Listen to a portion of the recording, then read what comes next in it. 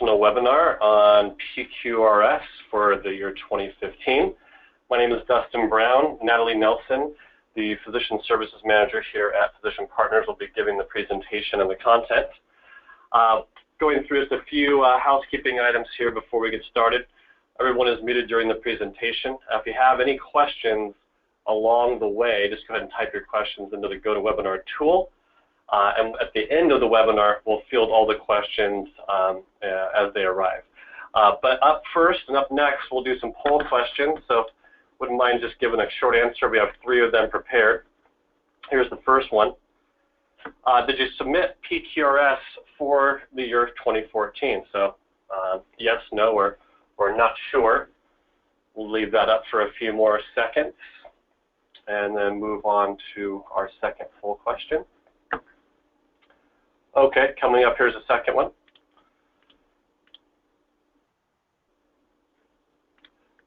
If you did participate, did any patients refuse to answer PQRS questions? So were there any difficulties with processing PQRS with your patients? Yes, no, or not sure. And we'll leave that up for a few more seconds and then move on to our last poll question. And here comes the third one. What was the first year range you participated in PQRS? Was it 07 through 09, 10 through 12, or more recently, 2013 through 2015?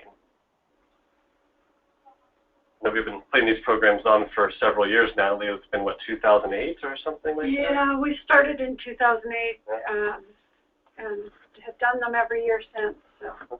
Wonderful. Well, thanks for answering some of the poll questions there. We're going to move back to the presentation, and with that, we'll hand this over to Natalie. Good afternoon, everyone. It's that time of year again. PQRS has begun. We are encouraging everyone, as we always do, to start completing your PQRS entries now. It makes it much less stressful for you at the end of the year. Just a little bit of background on PQRS. PQRS, which is the Physician Quality Reporting System, was originally PQRI, Physician Quality Reporting Information, and whatever you called it, it really was very, very cumbersome the first year it was introduced. So Medicare, whose process this is, realized that they were getting a lot of complaints, people weren't able to qualify, it was just not working. So they modified it and made some changes beginning in 2008. One of those changes was to add a second method by which you could qualify for PQRS, and that's known as the registry method. We identified a certified registry. These registries do have to be certified by CMS. So we identified one which is now known as Covisint, and they have been our partner since 2008, and many of our physicians have reported using their registry successfully since then. So the 2015 regulations for PQRS are essentially the same. There's a big caveat to that, and that is the value-based payment modifier, and I'll address that here in the coming slides.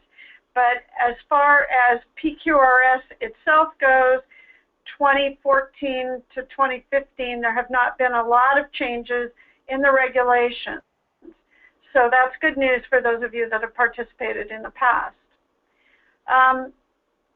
The one thing that occurred last year, which will not occur going forward, is that if you participated in 2014, there was an incentive payment that you are entitled to receive. It was a 0.5% increase in your Medicare fee-for-service payments.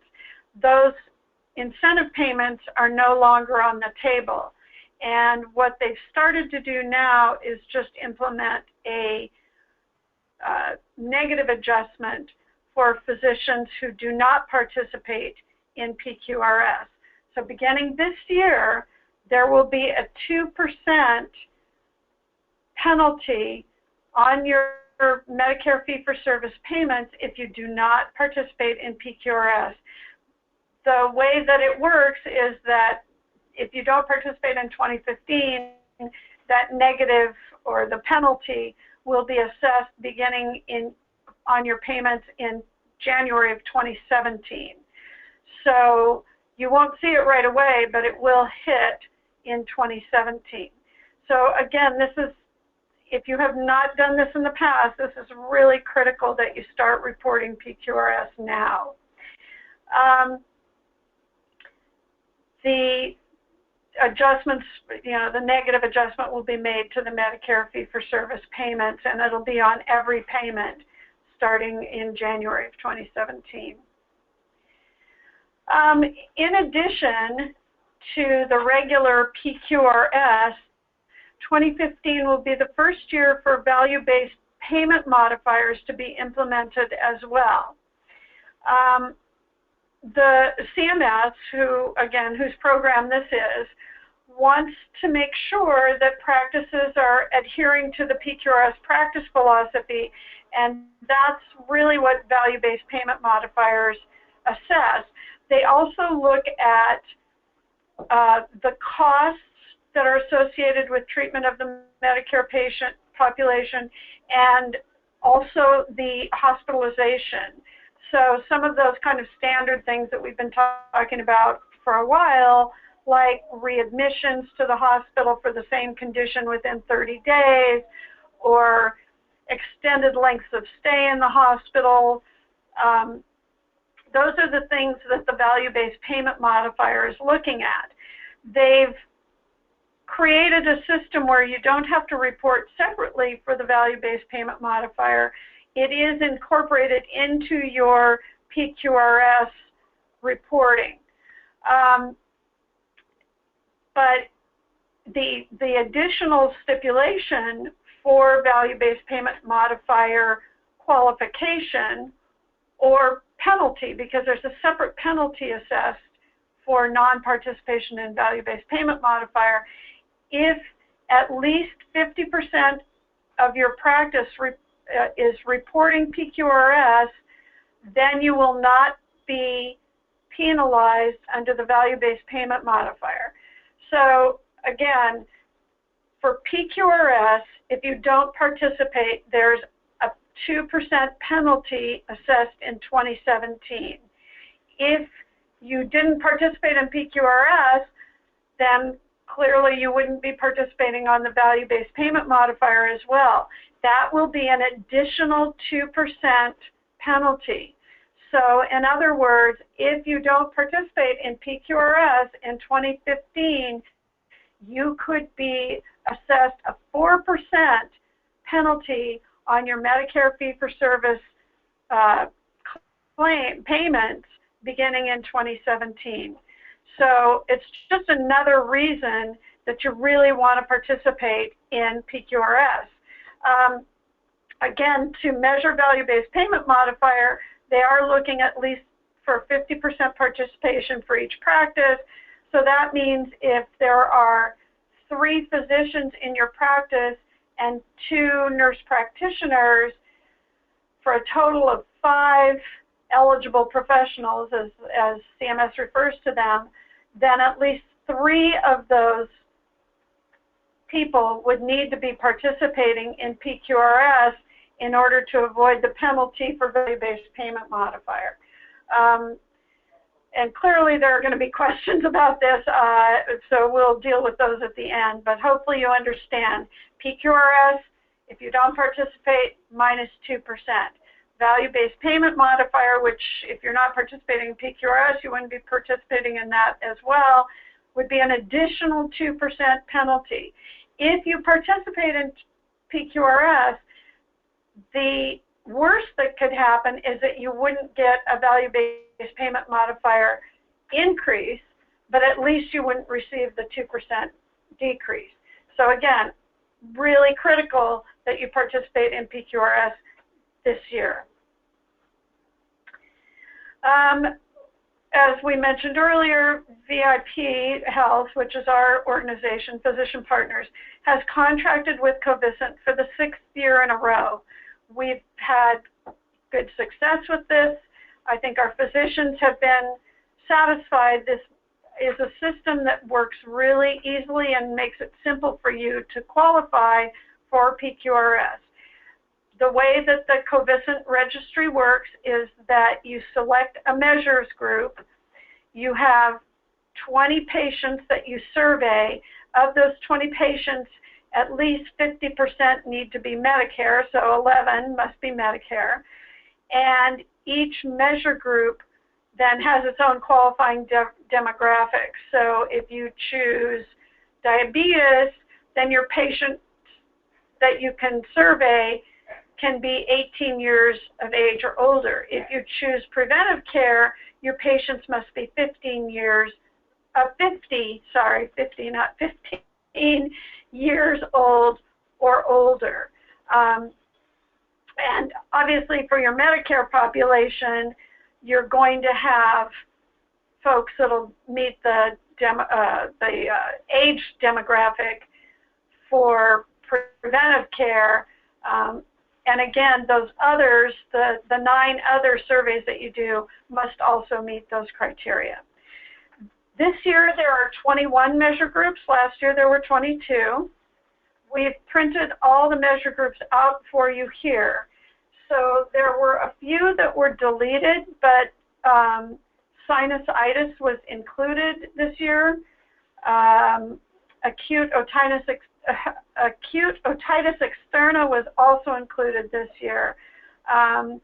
One of the ones that was removed was cataract. Of our ophthalmologists that we spoke with, most chose not to do cataracts just because it required a lot of follow-up interviewing with the patients and was tough to do, especially if you waited till the end of the year. So this is the total list. These are the 21 measure groups for 2015 PQRS.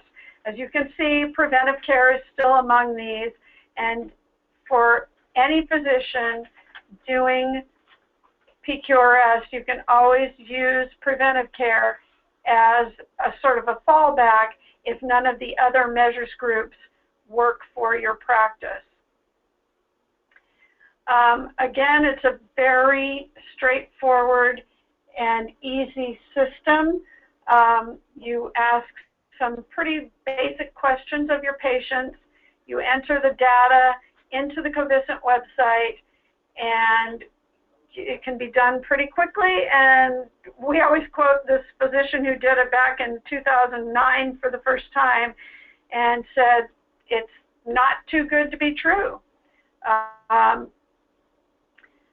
The cost for this year for using the registry is $199 for partners, members, and guests. This is a special negotiated price. So you have to enter the coupon code, which this year is the same as last year, actually. It's VIP PQRS. And where you enter that is on the final page when you're submitting your information and they're asking for your credit card. It'll ask you for a coupon.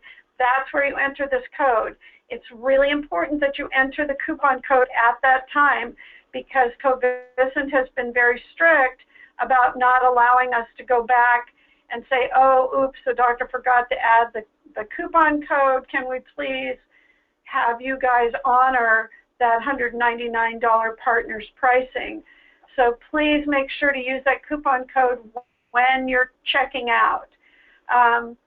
Again, non-participation for PQRS means a 2% penalty on Medicare Part B payments beginning in January of 2017, and it could also mean an additional 2% penalty for not following through with the value-based payment modifier, and that would also hit in January of 2017, so a total of a 4% penalty. That's pretty much it. We're going to show you the preventive care or the PQRS Covisint website homepage, this is where you can register, and you can also pull down the forms.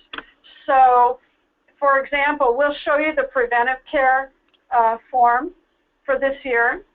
So, for 2015 PQRS preventive care, you have to do the preventive care survey when you're seeing a patient with one of the following encounter codes, and these are your basic E&Ms. So office visit, where the patient comes in, 201 through 215. And as this note says, some measures are applicable to women only. When you fill out the form online, if you note in the demographics section here that the patient is a male, those women's female-related questions will gray out, so you don't have to complete them. You do need to, people often ask about this medical record number. That's your own internal numbering system, so if you just use patient last name, that's fine.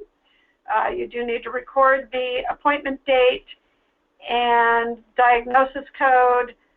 I won't get into ICD-10 today because we're pushing that as well, but you know, it is asking for an ICD-10 code, and again, this will be based on your date. So if you see a patient in November, you should be using an ICD-10 diagnosis code. If you see the patient in September, you can use the ICD-9 diagnosis code. You need to enter your encounter code and your procedure code. So, and you know what the patient's insurance, if it's traditional Medicare or Medicare Advantage or other, but traditional Medicare is where you need to have your majority of patients. So the 11 patients must be traditional Medicare, the other 9 can be Medicare Advantage or other payers. Okay, so then on to the questions. The first question is immunizations. Has a patient occurred outside of the acceptable date range? Has a flu shot been, has the patient received a flu shot? If they haven't, is there a documented reason why not? Or, you know, you have your reason not given code down at the end, at the bottom there. You don't want to use that last question too frequently on these surveys. If you were to have all of your 20 patients where the influenza question was checked off, that bottom one, for all 20, that would probably disqualify you from achieving the goal of completing 20 PQRS survey forms. Okay, so then there's a pneumonia vaccine question. There's a question about colorectal cancer screening, patient's BMI. There were a couple added this time. This is one of them, the clinical depression, screening for clinical depression. As you all know, for some of the seniors, this is actually a concern. So you just need to discuss this with the patient. Doesn't mean that you have done the treatment or even screened them, but you need to ask them whether they've been screened by a physician. Unhealthy alcohol use, that's been on the survey form since the beginning. Same with tobacco. Osteoporosis screening for women, so this would be one of the questions that would gray out if you have a male patient. Incontinence for women, breast cancer screening for women, and that's the end of the survey form. This is the preventive care survey form. So again, 20 of these for your patients equals qualifying for PQRS and for the value-based payment modifier as well. So once again, just to summarize, this is an easy solution to avoid the PQRS and the value-based payment modifier penalties. It requires minimal physician and staff time. You can start now. The forms are all up on the website. Don't forget to use our coupon code, the VIP PQRS, when you check out. And we will be repeating this webinar monthly from now until the middle of December. Typically, these are at the end of the month. Next month, in August, it is the 19th, I believe. So it's the second to last Wednesday of August. But after that, they'll most likely be on the last Wednesday of every month. If you have questions, you can go to the Covisint homepage, and you can find their PQRS information. Again, that's where all those forms are, and we can provide that link as well. Or you can call us at 359-6600. So that's pretty much it. It becomes increasingly important to participate in PQRS. So we'll go ahead and answer questions now. Oh, and I think Dustin's going to answer give us a summary on the surveys questions that we had first. Yep. Exactly. Thank you, Natalie, for all the information. This is obviously is a growing topic of importance for all of our members. If you have a question, go ahead and please shoot it through on GoToWebinar, and we'll answer those. But first, let's go through the poll results while some of the questions come through. And we'll go to the first one here and share these. Did you submit PQRS for 2014 last year? So an overwhelming 87% did submit last year. Wonderful. Move on to the second question. If you did participate, did any patients refuse to answer PQRS questions? So it looks like everybody was compliant. Sometimes patients just want to know why you're doing this, and if you can just tell them it's because you want to follow up on and make sure that their overall health care needs are being met, that's usually a pretty good response. So for the last one here, for the first year participating, looks like a large amount started recently, last couple of years. We have some that have been doing it all the way since the beginning, though, as well. Right. That's impressive. All right, so let's look and see what questions we have that's come through here. We'll start here with the first one. Do we have to do all 20 in the same measure group again? Yes. If you want to use I should qualify that. If you want to use the registry method, the easiest way to do it is to use all 20, the survey questions in the same survey.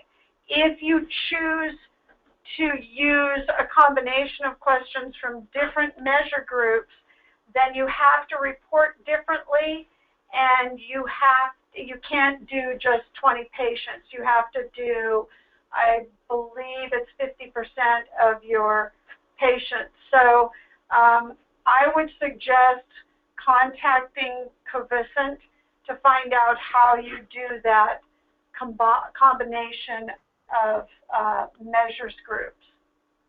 Next question.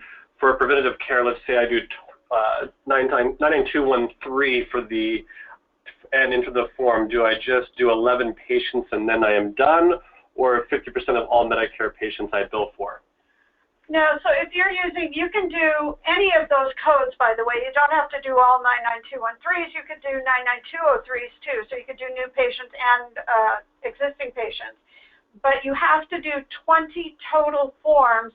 Of those 20 total, 11 have to be traditional Medicare patients. So, so it's a total of 20, and they can be any combination of those CPT codes that were listed, so the E&M office visits.